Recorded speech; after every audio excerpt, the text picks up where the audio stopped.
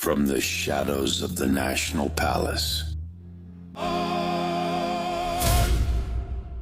to the muddy trenches of politics, this is the Pigsty, the pig pen of dirty politics.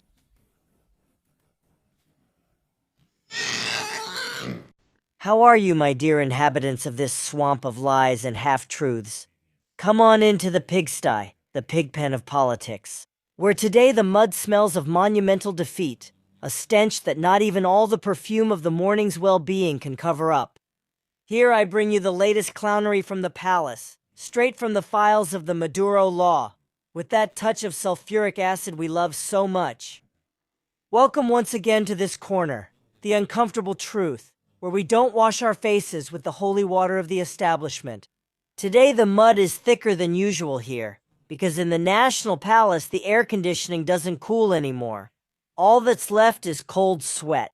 I'm Luis Berman, and I bring you the chronicle of a foretold shipwreck, with that irreverent, ironic, and sarcastic flavor that gets under your skin and that you love so much. Let's go to the theater of the absurd, the Maduro law and the kidnapping of democracy. At last we have a reform, but not just any reform.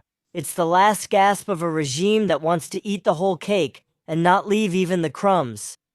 Our resident scientist sent her electoral reform to the Chamber of Deputies, and before the paper even touched the desk, it was already clear that it was deader than the presidential aspirations of the unpresentable Gerardo Fernandez Noronha.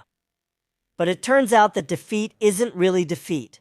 According to Chachas's Candyland World, during her propaganda show, Mañanera, she dropped a gem on us. She said that if they don't approve it, it wouldn't be a defeat. Give me a break. It's like when a team loses 10-0, and the coach says it was a moral victory because they gave it their all. It's a monumental and resounding defeat. Why? Because even though at the time they broke all the laws, they cheated with overrepresentation. That's where, with 54% of the votes, they managed to get 73% of the seats. They bought them. Party of the Democratic Revolution senators. They buried files about the UNES, and even kidnapped one from Movimiento Ciudadano. Even so, they still don't have enough marbles. If after all that mess you still can't get your reform passed, what you have isn't a government, it's a laughingstock. And you have to see that this little gem of a reform was nicknamed the Maduro Law. It's not because they're giving away arepas, but because they're trying to make Morena the only party that can breathe here. They aim to eliminate proportional representation seats, to cut off support for the Workers' Party, the Green Party, and the rest of the opposition.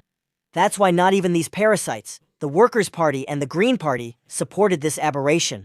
What irony! Their own allies, those mercenaries who have carried their bags, now feel betrayed because they want to wipe them off the map.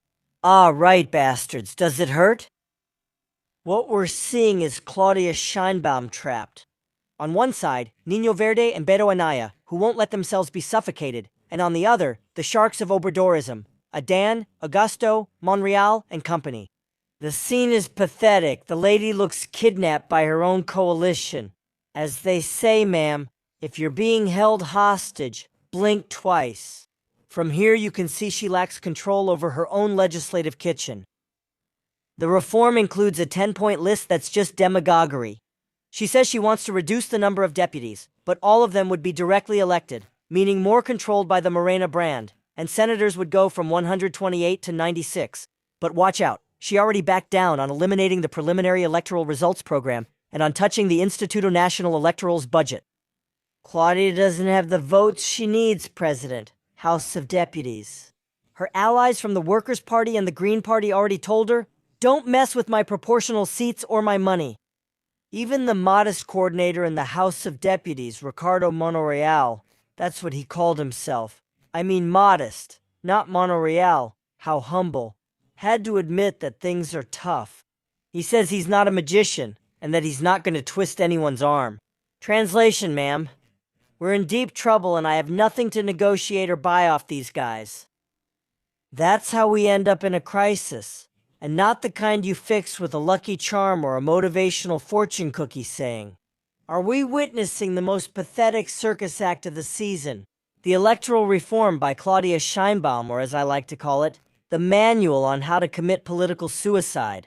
While you smile for the morning press conference photo, our brand new president, the most voted in history, according to the broken record they feed us every day.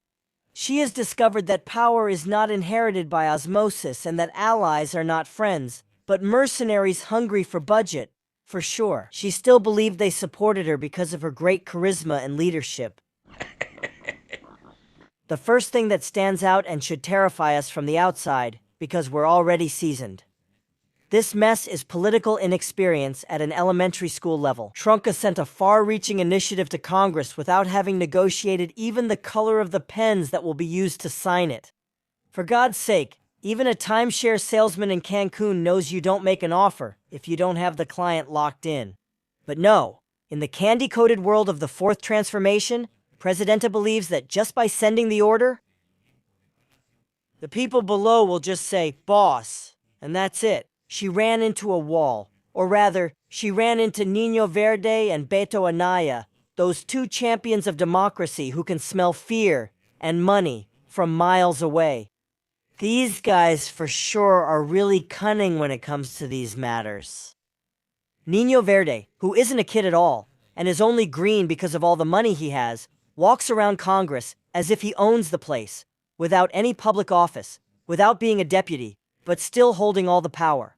Why is that? Because Claudia's reform wants to eliminate the proportional representation seats, which are basically the lifeline for these parasites. Without them, the Green Party and the Workers' Party would disappear faster than a politician when asked for transparency. And of course, since they're political mercenaries raised in the depths of Salinas' institutional revolutionary party, don't forget that. Ya le pusieron condición. The presichacha. Basically, they told her, if you want your little reform, give us Luis Potosi, give us more money, and let us keep living off the same teat you're hanging from. Of course it's going to happen the way we say, if it even happens. We're seeing Claudia at her weakest stage.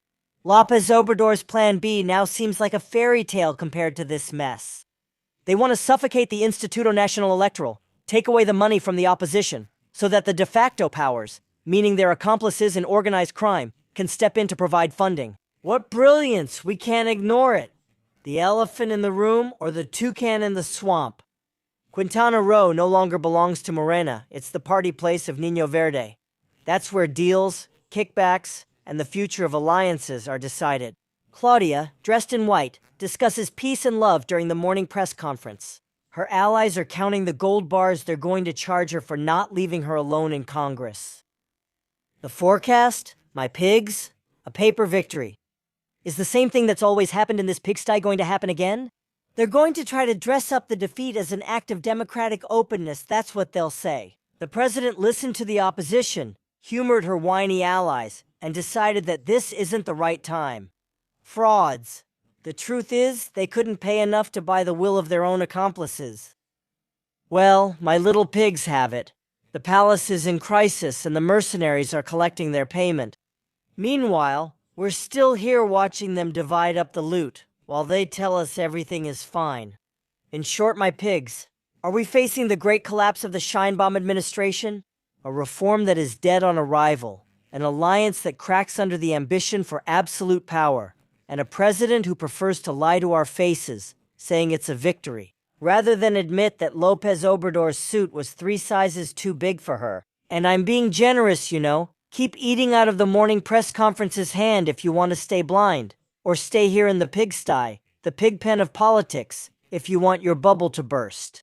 Go back where you came from, because here the mud doesn't come off with soap, it comes off with the truth. I'm Luis Berman, go on, since today's mud is especially toxic. See you at the next shakeup, goodbye. This is the Pigsty, the pig pen of politics with Louis Berman.